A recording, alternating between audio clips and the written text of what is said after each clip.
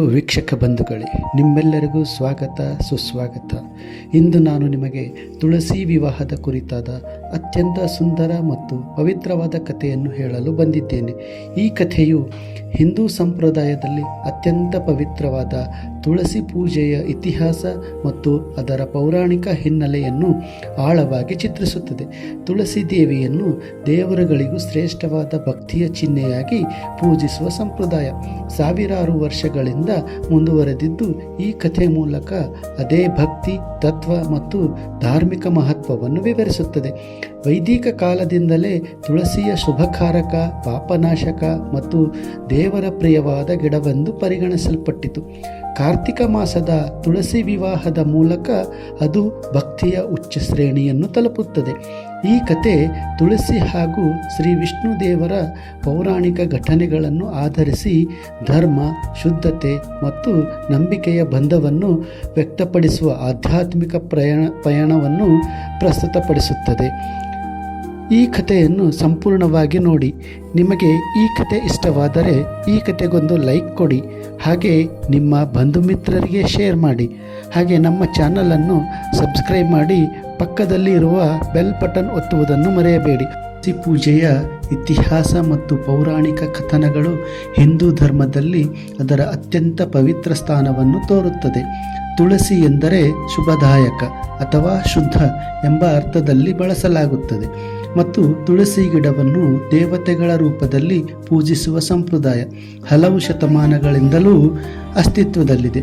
ತುಳಸಿ ಪೂಜೆಯ ಇತಿಹಾಸ ಬರಹ ಸೃಷ್ಟಿಯಿಂದ ಬಹುತೇಕ ಸಾವಿರಾರು ವರ್ಷಗಳಿಂದ ತುಳಸಿ ದೇವಿಯ ವಿದ್ಯಮಾನಗಳು ಹಿರಿಯ ಧಾರ್ಮಿಕ ಪಠ್ಯಗಳಲ್ಲಿ ಕಂಡುಬರುತ್ತದೆ. ವಿವಿಧ ಪುರಾಣಗಳಲ್ಲಿ ತುಳಸಿ ಗಿಡದ ಮಹತ್ವ ವಿವರಿಸಲಾಗಿದೆ. ತುಳಸಿ ಗಿಡದ ಸಿಂಹಾಸನವನ್ನು ನರಕದಲ್ಲಿ ನರಕೇಶ್ವರನಿಗೆ ನೀಡಲಾಗಿತ್ತು. ಅದು ಪೂಜೆ ಮಾಡುವವರಿಗೆ ಪಾಪ ಬಿಟ್ಟು ಹೋಗುತ್ತದೆ ಎಂಬ ನಂಬಿಕೆ ಇದೆ. ಭಾರತೀಯ ಮನೆಗಳಲ್ಲಿ ಸ್ಪಷ್ಟವಾಗಿ ಕಾಣುವ ತುಳಸಿ ಗಿಡವು ವಾತಾವರಣವನ್ನು ಶುದ್ಧಗೊಳಿಸುವ ಮತ್ತು ಧಾರ್ಮಿಕ ಶಕ್ತಿ ತುಂಬುವ ಕಾರ್ಯವನ್ನು ಮಾಡುತ್ತದೆ ಎಂದು. ತುಳಸಿ ಪೂಜೆಯು ಹಿಂದೂ ಧರ್ಮದಲ್ಲಿ ಅತ್ಯಂತ ಪವಿತ್ರ ಮತ್ತು ಮಹತ್ವಪೂರ್ಣವಾದ ಆಚರಣೆಯಾಗಿದ್ದು, ಈ ಪೂಜೆಯನ್ನು ಪ್ರತಿದಿನ ಮಾಡುವಂತಹ ವಾಡಿಕೆಯನ್ನು ಅನೇಕರು ಅನುಸರಿಸುತ್ತಿದ್ದಾರೆ. ತುಳಸಿ ಗಿಡವು ಲಕ್ಷ್ಮೀ ದೇವಿಯ ಸ್ವರೂಪವೆಂದು ಪರಿಗಣಿಸಲಾಗುತ್ತದೆ ಮತ್ತು ವಿಷ್ಣು ದೇವರಿಗೆ ಅತ್ಯಂತ ಪ್ರಿಯವಾದ ಗಿಡ.